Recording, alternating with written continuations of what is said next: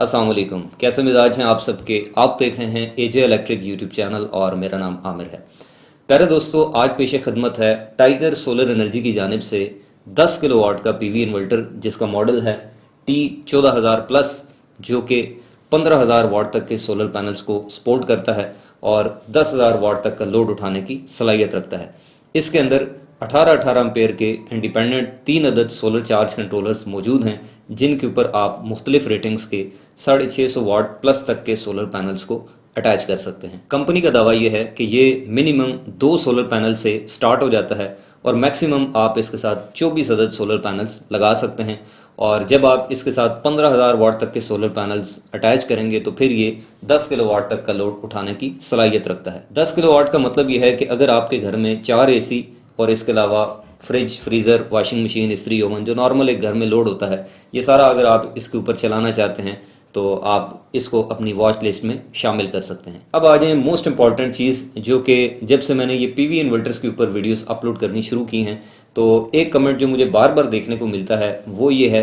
कि इसके साथ क्या लिथियम बैटरी लग सकती है। तो देखिए, ये मैं वीडियो के शुरुआत में ही पहले जिक्र कर चुका हूँ। शुरू से मैंने जो पीवी इन्वर्टर के ऊपर वीडियो बनाई थी कि बुनियादी तौर पर ये ऐसी कैटेगरी का इन्वर्टर है जिसके साथ बैटरी लगाने का ऑप्शन मौजूद नहीं होता। इसके साथ वापडा लगाने का ऑप्शन होता है, जो कि अगर आप ना भी लगाएं तो ये सिंगल सोलर से ही आपका लोड उठा सकता है, लेकिन बैटरी वाला ऑप्शन ना तो इसके अंदर मौजूद है और ना ही इसके अंदर लग सकता है। भले वो लिथियम बैटरी हो, भले वो लेड एसिड हो, ये बैटरी लेस इन्वर्टर है, इसीलिए इसका नाम भी पीवी इन्वर्टर रखा गया है। अब फिर यहाँ पर दोस्त एतराज़ करते हैं कि भाई 70-80 हज़ार रुपया लगाकर अगर हमें बैटरी लगाने का ऑप्शन इसके अंदर नहीं मिलता तो फिर इसका फ़ायदा क्या है। तो देखें, अगर आपने बैटरी लगानी है तो उसके लिए फिर आपको कैटेगरी चेंज करनी पड़ेगी। फिर उसके लिए आपको पीवी इन्वर्टर के बजाय आपको हाइब्रिड इन्वर्टर की तरफ जाना पड़ेगा, या ऑफ ग्रिड इन्वर्टर जिनको हम कहते हैं। ये ऑफ ग्रिड और हाइब्रिड का फ़र्क भी आप जान लें कि जिन इन्वर्टर्स के अंदर नेट मीटरिंग का यानी कि ग्रिड फीडिंग का ऑप्शन मौजूद होता है उनको हम हाइब्रिड इन्वर्टर कहते हैं, और जिन इन्वर्टर्स के अंदर बैटरी लगाने का ऑप्शन तो मौजूद हो लेकिन ग्रिड फीडिंग करने का ऑप्शन मौजूद ना हो उनको हम ऑफ ग्रिड इन्वर्टर कहते हैं। तो अगर आपने बैटरी लगाने वाला ऑप्शन रखना है तो फिर आप एक हाइब्रिड इन्वर्टर लेके उसको बगैर बैटरी के चला लें अगर उसके अंदर ये ऑप्शन मौजूद है, लेकिन उसकी कीमत आपको ज़्यादा मिलेगी। वो आपको कभी भी इस प्राइस ब्रैकेट में नहीं मिलेगा जिस प्राइस ब्रैकेट में आपको पीवी इन्वर्टर्स देखने को मिलते हैं। अब यहाँ पर कुछ दोस्त एग्जाम्पल देंगे कि देखें फलां कंपनी का इन्वर्टर जो है वो इतनी कीमत में मिल रहा है और उसके साथ बैटरी लगाने का ऑप्शन भी मौजूद है, लेकिन अब मेन चीज़ ये है कि उसकी पावर रेटिंग क्या है। अब जैसे ये 10 किलोवाट का लोड उठा सकता है, नॉर्मली इस कैटेगरी में अगर आप बिल्कुल सस्ते वाला, बिल्कुल हल्की क्वालिटी वाला कोई ऑफ ग्रिड इन्वर्टर लेते हैं जो कि बैटरी सपोर्ट करता हो तो वो आपको 4 या 5 किलोवाट या 6 किलोवाट का मिल जाएगा, लेकिन उसकी प्रोटेक्शन, उसके कंपोनेंट्स की क्वालिटी या फिर उसकी जो सेफ्टी मेजर्स हैं वो इतने ज़्यादा नहीं होंगे कि वो लंबे अरसे तक चल सके। अब आ जाएं इसके मॉडल के बारे में, तो ये रोको सीरीज़ का पीवी 15,000 मॉडल है। इसमें 6 किलोवाट भी आता है, उसके ऊपर मैं ऑलरेडी पहले वीडियो अपलोड कर चुका हूँ। आप अपनी ज़रूरत के मुताबिक जो है वो कोई भी इन्वर्टर ले सकते हैं। अगर आपको लगता है कि आपका इस्तेमाल मुस्तकबिल में बढ़ेगा या फिर आपका लोड ही 4 से 5 किलोवाट है और आप चाहते हैं कि आप इन्वर्टर को ओवरलोड करके नहीं चलाना चाहते, आप चाहते हैं कि वो थोड़ा सा हीटअप हुए बगैर परफॉर्मेंस आपको देता रहे, तो फिर आप थोड़ा सा बड़ा भी इन्वर्टर ले सकते हैं, जैसे कि 10 किलोवाट का इन्वर्टर है। इसके अंदर ख़ास बात यह है कि ये मेड इन पाकिस्तान नहीं है, ये चाइनीज़ मैन्युफैक्चर्ड है, यानी कि इसकी जो पीसीबी है प्लस इसके अंदर जो कंपोनेंट्स यूज़ किए गए हैं और इसकी जो असेंबलिंग है वो सारी चाइना में हुई है और उसी तरह से ये इंपोर्ट करके यहाँ पर लाया गया है। और मैं इसके बोर्ड को खोल के, इन्वर्टर को खोल के आपको इसके इंटरनल कंपोनेंट्स की क्वालिटी और इसके अलावा जो इसके अंदर चीज़ें लगी हैं वो भी मैं आपको दिखा देता हूँ कि ये किस क्वालिटी का इन्वर्टर। अगर मैं आपको इस इन्वर्टर को ओपन करके इसका जो सर्किट है, जो इसका बोर्ड है वो अंदर से दिखाऊं, तो इसकी पीसीबी को देखने के बाद जो सबसे पहली चीज़ दिमाग में आती है वो यही है कि इसकी जो मैन्युफैक्चरिंग है, जो इसकी कंपोनेंट्स की सोल्डरिंग है और जो इसके कंपोनेंट्स हैं ये कम से कम लोकल नहीं है, क्योंकि लोकली यहाँ पर जो इन्वर्टर्स तैयार होते हैं उनके अंदर ये लुक नहीं होती। और ये एक अफसोस की बात है कि अभी तक हमारी लोकल इंडस्ट्री इस लेवल तक नहीं पहुँच सकी,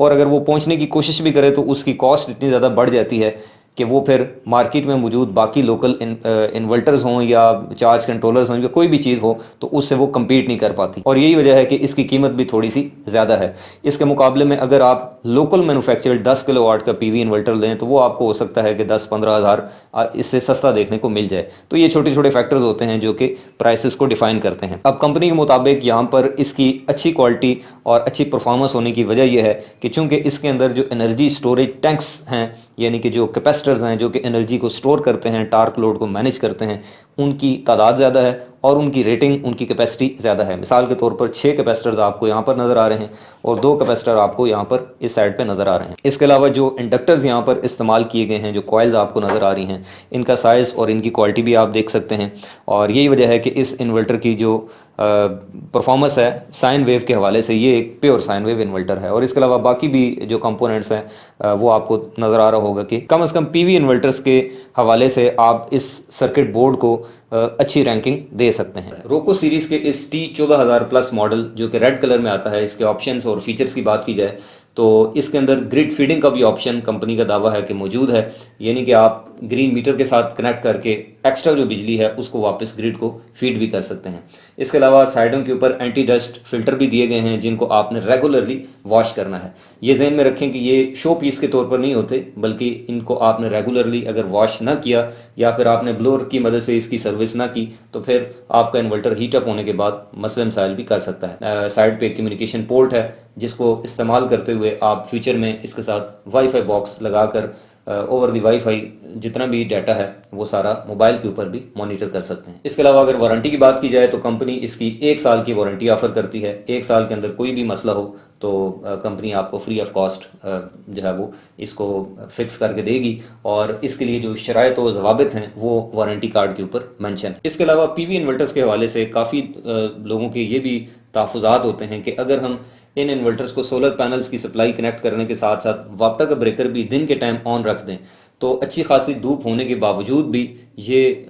हल्का सा बादल आ जाए या थोड़ा सा लोड ज़्यादा हो जाए तो मुकम्मल लोड जो है वो वापटा के ऊपर शिफ्ट कर देते हैं। इसका सबसे बेहतरीन हल ये होता है कि आप अपनी पीवी कैपेसिटी को ज़्यादा कर दें। मिसाल के तौर पर अगर आपने 5 पैनल लगाए हुए हैं और आप इसके ऊपर एसी भी चला रहे हैं, उसके साथ आपका फ्रिज भी चल रहा है, उसके साथ आपने पंखे भी लगाए हुए हैं, यानी कि लोड आपका ज़्यादा है और पीवी से जो प्रोडक्शन आ रही है वो कम है, तो इस सूरत में वापडा को सिंक रखने के लिए वो थोड़ी बहुत जो पावर है वो वापडा से रेगुलरली शेयर करता रहेगा। अगर आप चाहते हैं कि वो पावर शेयर ना करे तो आप वापडा का ब्रेकर बंद कर दें, लेकिन जब आप वापडा का ब्रेकर ग्रिड की सप्लाई उसको कट ऑफ कर देंगे, बंद कर देंगे, तो फिर वोल्टेज जो है वो अचानक से उसमें ड्रॉप आएंगे, यानी कि जब पहले वो 220 पे काम कर रहा होगा तो अगर आप वापडा बंद कर देते हैं और सोलर पैनल्स की आपकी जो कैपेसिटी है वो भी कम है तो अचानक से वोल्टेज की जो फ्लक्चुएशन है वो बार बार शुरू हो जाएगी। तो जब भी आप पीवी इन्वर्टर्स को इंस्टॉल करें तो कोशिश करें कि इसके साथ जो सोलर पैनल्स की तादाद है वो आप कोशिश करें कि ज़्यादा रखें। अब आखिर में बात कर लेते हैं जी टाइगर सोलर एनर्जी के इस 10 किलोवाट के पीवी 15,000 मॉडल की